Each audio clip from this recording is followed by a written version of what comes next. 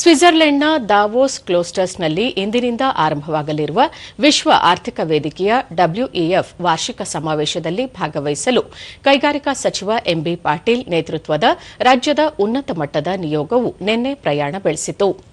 ಈ ಭೇಟಿಯ ಸಂದರ್ಭದಲ್ಲಿ ಸಚಿವರು ಹೂಡಿಕೆದಾರರು ತ್ವರಿತವಾಗಿ ನಿರ್ಧಾರಕ್ಕೆ ಬರುವುದಕ್ಕೆ ನೆರವಾಗಲು ಹಾಗೂ ಯೋಜನೆಗಳ ಶೀಘ್ರ ಕಾರ್ಯಾರಂಭಕ್ಕೆ ಉತ್ತೇಜಿಸುವ ಉದ್ದೇಶದಿಂದ 4 ದಿನಗಳ ಕಾಲ 45ಕ್ಕೂ ಹೆಚ್ಚು ದ್ವಿಪಕ್ಷೀಯ ಸಭೆ, ದುಂಡುಮೇಜಿನ ಸಮಾಲೋಚನೆಗಳಲ್ಲಿ ಭಾಗವಹಿಸಲಿದ್ದಾರೆ.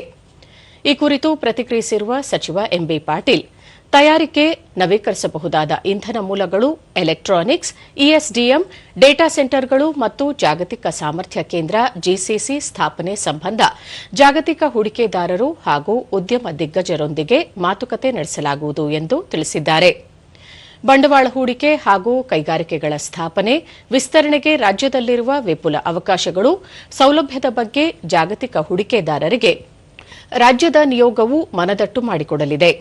ಹೂಡಿಕೆದಾರರಿಗೆ ನಿರ್ಧಾರಗಳನ್ನು ಅನುಷ್ಠಾನಕ್ಕೆ ಪರಿವರ್ತಿಸುವುದು, ಕೈಗಾರಿಕೆಗಳ ಸ್ಥಾಪನೆಗೆ ಸನ್ನದ್ದ ಸ್ಥಿತಿಯಲ್ಲಿರುವ ಭೂಮಿ, ಶಾಸನಬದ್ದ ಅನುಮೋದನೆ, ಮೂಲಸೌಕರ್ಯಗಳ ಲಭ್ಯತೆ, ನಾನಾ ವಲಯಗಳ ಅಗತ್ಯ ಈಡೇರಿಸುವ ನಿರ್ದಿಷ್ಟ ಸೌಕರ್ಯಗಳು, ಪೂರೈಕೆ ಸರಪಳಿ ಸಂಪರ್ಕ, ಪರಿಣತ ಮಾನವ ಸಂಪನ್ಮೂಲದ ಲಭ್ಯತೆ, ಉತ್ತೇಜನಗಳ ಬಗ್ಗೆ ಚರ್ಚೆ ಕೇಂದ್ರೀಕೃತಗೊಂಡಿರಲಿದೆ ಎಂದು ಸಚಿವರು ತಿಳಿಸಿದ್ದಾರೆ.